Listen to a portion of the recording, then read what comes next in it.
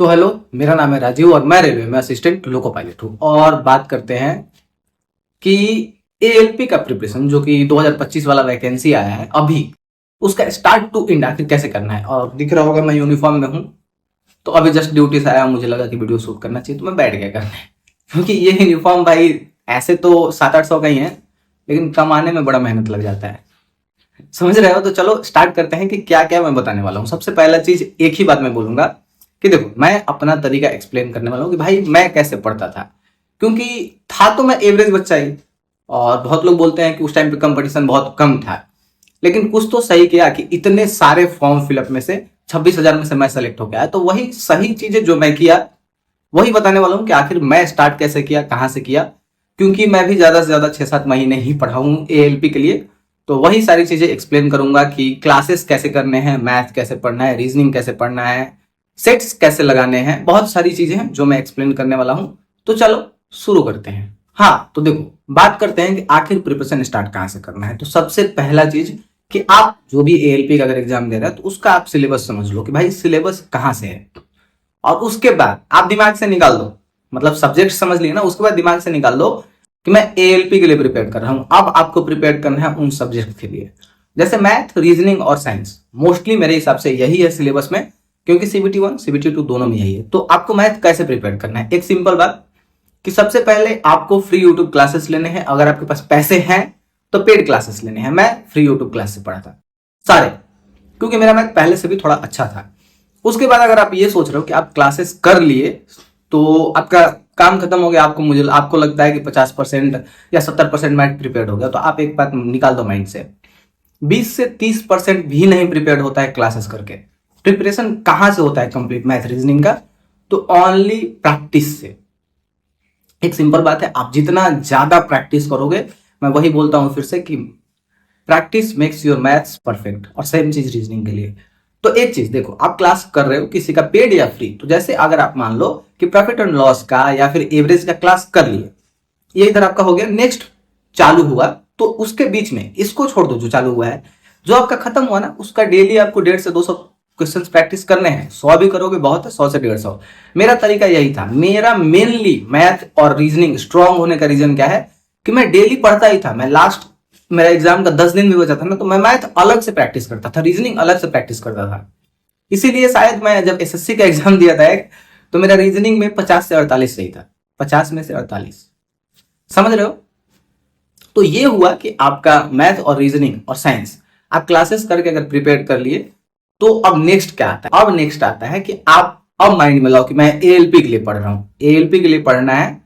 तो मेन चीज कि मैं क्या किया था कि मैं थोड़ा सा समझा था कि एएलपी में कहां कहां से क्या क्या चीजें ज्यादा पूछी जाती हैं, bio, chemistry, maths, reasoning, physics में क्या क्या चीजें कहां से ज्यादा पूछी जाती हैं। क्योंकि अब आप माइंड में लाए हो कि मैं एएलपी के लिए पढ़ रहा हूं, तो ये चीजें पता कैसे चलेगा। हमारे टाइम पे तो बहुत ज्यादा प्रीवियस ईयर अवेलेबल नहीं था, लेकिन आपके टाइम पे 2 एएलपी का एग्जाम हो चुका है, एक मेरे टाइम वाला 18 वाला, एक अभी रिसेंट वाला।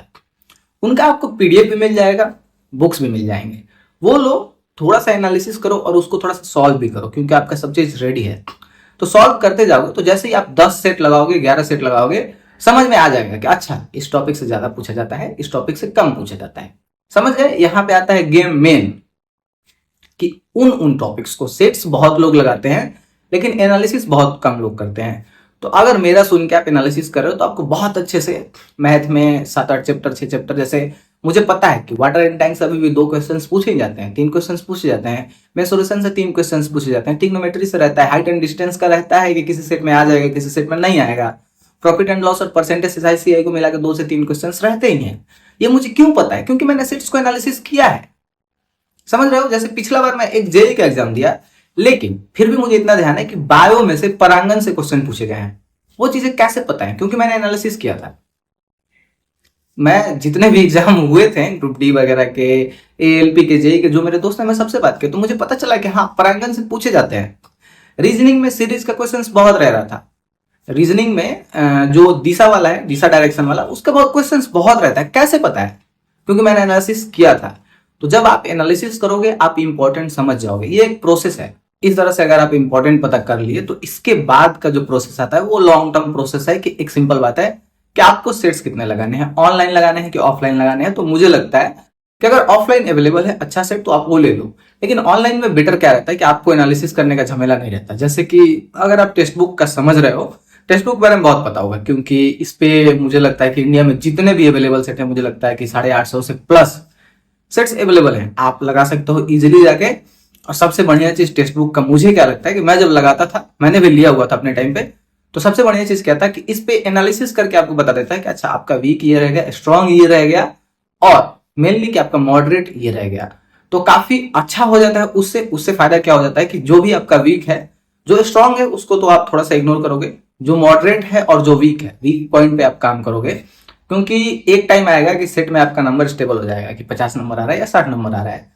तो उसके बाद उसको अगर पुश करना है तो टेक्स्ट बुक का एनालिसिस देखो, वीक पॉइंट पे अपने काम करो और उस पे काम करके अपना नंबर इंक्रीज करो। ये होता है सबसे बढ़िया चीज।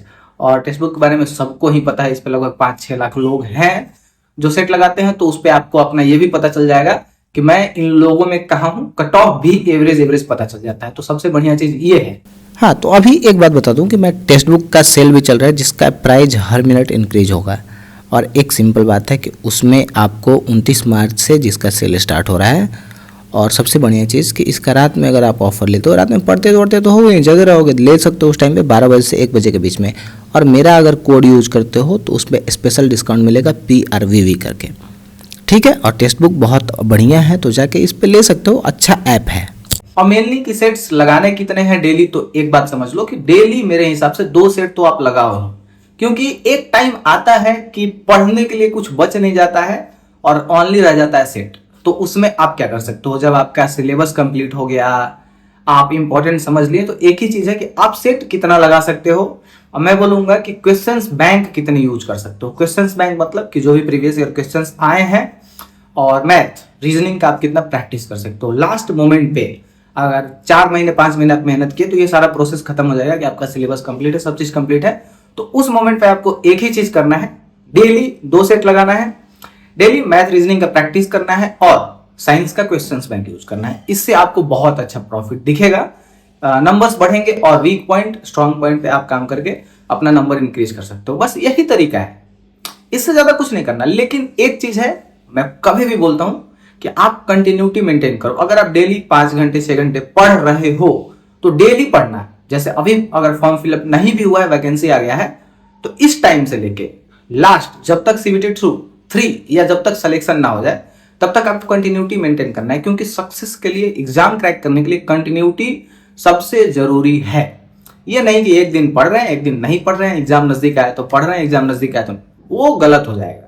वही चीज है कि मैं बोलूंगा कि मैं जब से CBT 1 दिया, क्योंकि मैं CBT 1 तक कंटिन्यू नहीं था, CBT 1 दिया उसके बाद मैं कंटिन्यू लगा हूं। इसीलिए शायद मेरा ग्रुप डी में भी काफी अच्छा नंबर था, 0.5 नंबर कम था। CBT 1 CBT 2 ALP का, CBT 3 जेई का CBT 1 इतना निकला, और जेई का CBT 2 भी मैं कर लेता, बोल सकता हूं ऐसा। अब तो लोग बोल भी सकते हैं कह रहे नहीं हुआ ना तुम्हारा, क्योंकि मैं CBT 1 ALP का CBT 1 3 देना था और मेडिकल देना था, उस चक्कर में थोड़ा डिस्टर्ब था।